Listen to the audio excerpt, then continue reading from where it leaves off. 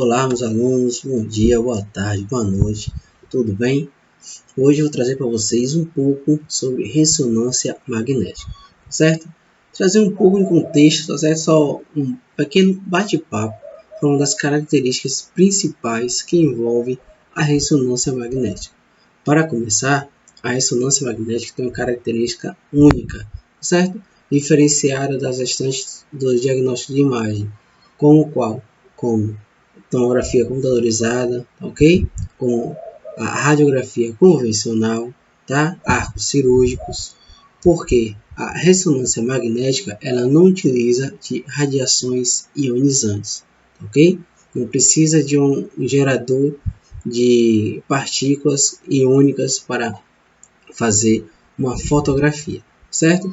Ela adquire a imagem através de uma questão de átomos, de questão de elétrons e prótons, certo? Questões de elétrons e prótons que existem no próprio corpo do paciente que venha realizar a ressonância magnética, ok? Pode ser animal, pode ser ser humano, qualquer paciente que venha utilizar da ressonância magnética. Então, a ressonância magnética ela tem essa grande vantagem, que pode ser realizado mais de uma vez seguida, certo? Sem até então uma consequência de uma contaminação por radiação, certo? Isso graças a seu enorme ímã, que a gente chama de gantry ou de magneto, tá certo? Que fornece essa composição, certo? De um campo eletromagnético que vai parear todos os elétrons e prótons que tem no corpo humano e fazer a aquisição da imagem, ok? A ressonância magnética ela é um excelente auxílio diagnóstico por imagem para tecidos moles, tá certo? Como músculos, tendões, e também são utilizados para a questão óssea, tá? Pois ele consegue diferenciar todo tipo de tecido do corpo humano, ok? Além disso, eles conseguem fazer uma classificação se existe um tipo de calcificação, um tipo de tumor, tá certo? Câncer ou alguma patologia específica direcionada somente a questões vasculares, questões musculares ou também questões ósseas, tá certo? Até neurológicas também, ok? Ela tem uma maior amplitude de auxílio de diagnóstico por imagem, então por isso também é considerado como um exame de ponta para auxílio de diagnóstico de doenças, ok? Como é que adquire essas imagens, já que não é questão elétrica, né? Não é questão de prótons, não é questão de partículas ionizantes. E ainda assim, conseguimos diferenciar todos os tecidos, todos os órgãos que existem no corpo humano. Por quê? A radiografia convencional, são partículas, né, que de acordo com a densidade do corpo humano, essas partículas são impedidas e as que passam vai dar essa delimetridade, né, vai dar o limite do tecido, onde começa, onde termina e como está o tecido. E geralmente, né, a ressonância convencional a gente tem somente para a questão óssea e a tomografia a gente consegue já diferenciar um pouco mais entre a questão óssea e os tecidos, verdade? Mas já que a ressonância magnética ela só faz a fotografia dos elétrons e dos prótons que existem no corpo humano, né? Como é que ela consegue fazer essa diferenciação e não somente uma imagem como um todo, já que é somente elétrons, né? Ou prótons que existem no corpo humano?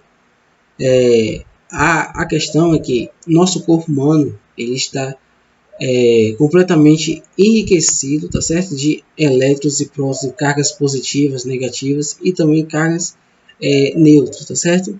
Como exemplo, que uma capacidade, um elemento, vamos dizer assim, perdão pela corrigir a palavra, que é necessário para conduzir todos os elétrons pelo nosso corpo é o sangue, certo?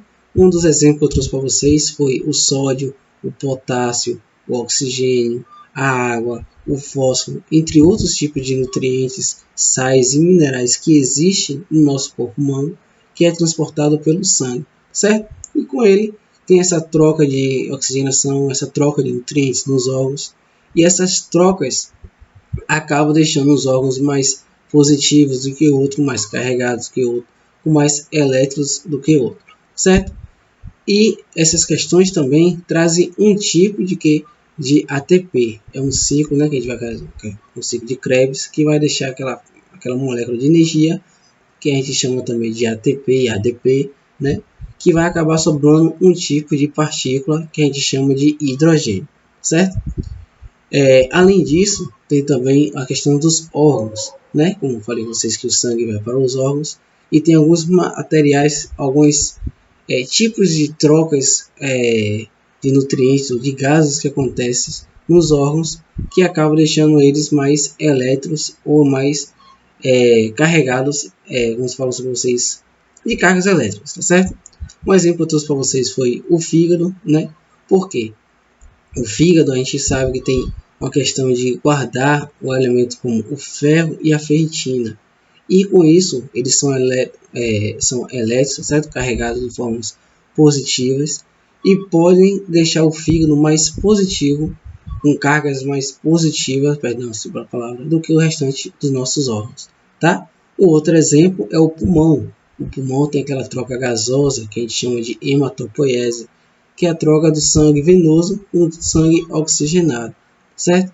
Vai fazer com que saia o CO2 e entre o oxigênio, tá certo? Que é o O2. E isso vai atingir o pulmão com outra carga também elétrica, certo? Então isso vai acabar gerando um tipo de partículas, tá certo? Vai gerar acúmulos de energia, vai gerar movimentos, vai dar essas partículas e no final de todo esse ciclo que a gente pode depois estar trazendo com vocês, vai acabar sobrando uma partícula de hidrogênio. E devido a isso, no corpo humano, tem uma maior probabilidade da partícula de hidrogênio, certo? É uma partícula com maior abundância, tá certo? No corpo humano. É a partícula de hidrogênio. E essa partícula de hidrogênio é responsável por fazer a aquisição da imagem da ressonância magnética, ok? E mesmo assim, como é que então, somente com a aquisição da imagem de hidrogênio, vamos conseguir adquirir essa imagem tão delimitada, tão específica de onde começa o músculo, onde ele termina, onde começa o outro, do músculo, qual é o osso, qual é o tecido, qual é o tendão, certo? Por que isso? Tentei trazer um exemplo para vocês, que é aqui, esse meio que em forma de uma pirâmide, tá certo? Deixa eu só levar o mouse aqui para vocês. O que acontece? Essa pirâmide, só um minutinho, gente. Essa pirâmide, aqui dá para vocês perceber que existe 4, né? 1, 2, 3, 4. 4 indivíduos que estão na parte inferior, não é verdade? E mais 3 na ala mais superior, né? Sendo que 2 está mais acima. O que acontece? E tem uma bandeira aqui em cima. Vou contar com mais uma pessoa, certo? A gente olhando aqui em cima não dá para ver praticamente nada, né? Não tem muito de interessante. Mas se a gente fosse ver de cima, a gente poderia ver como se fosse um local com aqui uma escada, certo? Aqui tem 1, 2, 3, 4 traços. Depois tem mais um, né? Que está aqui mais abaixo. Mais 2 em cima, vamos dizer assim. E um em cima que é a bandeira, não é verdade?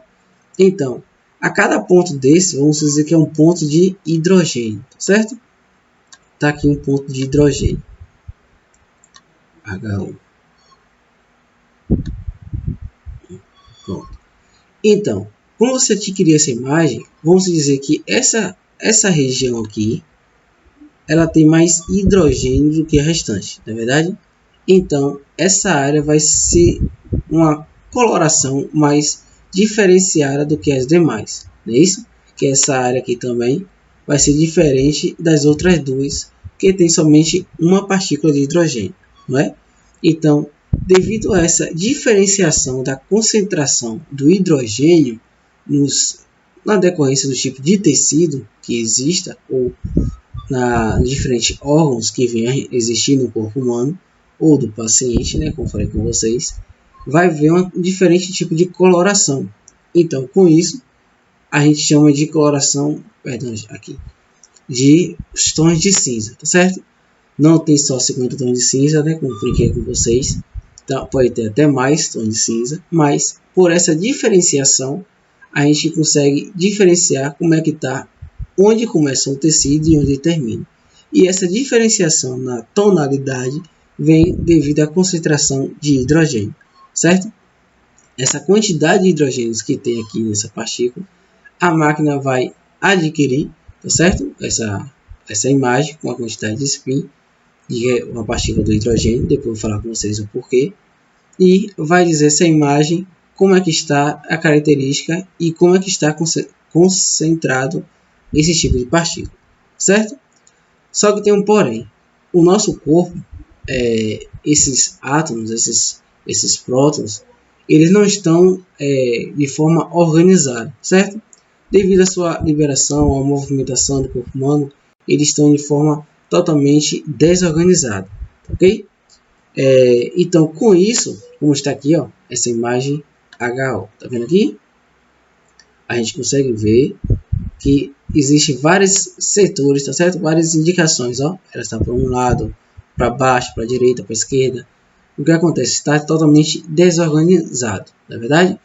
Então, a ressonância magnética, aquele ventrio, aquele magneto, ele vai fornecer como se fosse uma bússola, tá certo? Ele vai fornecer um campo magnético específico para essas células que estão no corpo humano. Então, com esse campo eletromagnético que vai ser fornecido, essas partículas vão acabar seguindo um único sentido. Eles vão ser organizados. Eles podem ser organizados dessa maneira, tá certo? Que a gente chama de spin-up, que é um único sentido, tá vendo? Está todo voltado ao outro sentido. Ou também o spin-down. Esse spin-down vai ter partículas que vão estar voltadas tanto para frente, tá certo? Seguindo o sentido que está do campo eletromagnético, ou também organizado no sentido contrário, tá certo? Eles vão estar organizados, vão largar de ser bagunçados, mas a gente pode encontrar dessas duas formas, tanto de um único sentido, ou também no sentido contrário, certo? Isso vai variar de acordo com o átomo, também com o órgão, mas o importante é que ele venha ficar organizado para um único sentido. E com isso, a gente vai conseguir fazer um tipo de sinal, tá? Que vai ser captado pela máquina e vai dar o tipo da imagem, certo? Que é essa imagem a preto no branco de tonalidades cinzas, ok?